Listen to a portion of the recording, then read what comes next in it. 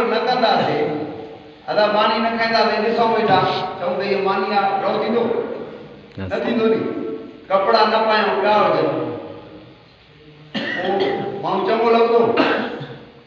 असली ॻाल्हि आहे जेसि ताईं अमल न कंदासीं जेसि ताईं उनखे मानी खे अंदरि न वेंदी तेसि ताईं पेट असांजो न भरंदो जेसि ताईं कपिड़ा जिस्म ते न ईंदा केॾा बि भला हुजनि कपिड़ा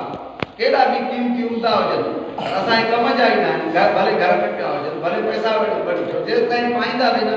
तेसि ताईं उन्हनि जो फ़ाइदो न आहे कलमे पाक जो बि फ़ाइदो तॾहिं थींदो जॾहिं उन जे मथां अमल कंदासीं जॾहिं उन जे मथां ज़िंदगी गुज़ारींदासीं ईअं त हाणे खोड़ माड़े था काफ़र मुस्लमान जिते लिखियल आहे पढ़नि वाणिया बि पढ़ंदा कल उहो लिखियल थो अची वञे ला इलाहा इल्लल्लाह मोहम्मद रसूल पर हुनखे ईमान कोन्हे पढ़ण था थोरे आहे उन खे मुकमल नमूने सां उन जे मथां अमल कंदासीं तॾहिं असांखे उहो कलमो पाक फ़ाइदो ॾींदो जीअं दुनिया जी शइ जेका बि असां वठूं था उन खां फ़ाइदे वठण जो जहिड़ो तरीक़ो आहे उन तरीक़े मुताबिक़ उनखे इस्तेमालु कंदासीं त असांखे फ़ाइदो थींदो तव्हां हारी हो कुड़मी हो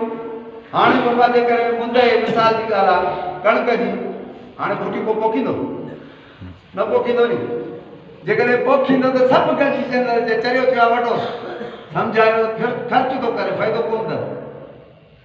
अचायो पंहिंजो तेल विञाए थो ट्रैक्टर विञाए थो ज़मीन विञाए थो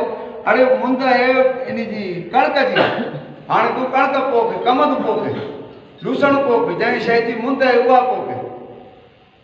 बग़ैर मुंद वारी शइ पोखींदो त उनखे सभु चरियो चवंदा पर असां मुस्लमाननि में को गैर शरई कमु कयूं था शादीअ सां बि वाणियुनि वारी ॿार ॼाए थो रस्मां वाणियुनि वारियूं छठी अबा मुस्लमाननि जी रस्म आहे वाणियुनि जी असुली वाणिया आनी हिते छॾे विया उहे रस्मां असां वटि छॾे विया हाणे हुज़ूर पाक सल्लल्लाहु अलैहि वसल्लम छा फरमायो नंढड़ो ॿार ॼाए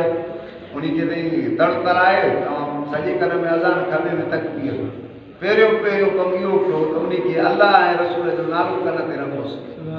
ॿियो कमु कुझु बि न कयो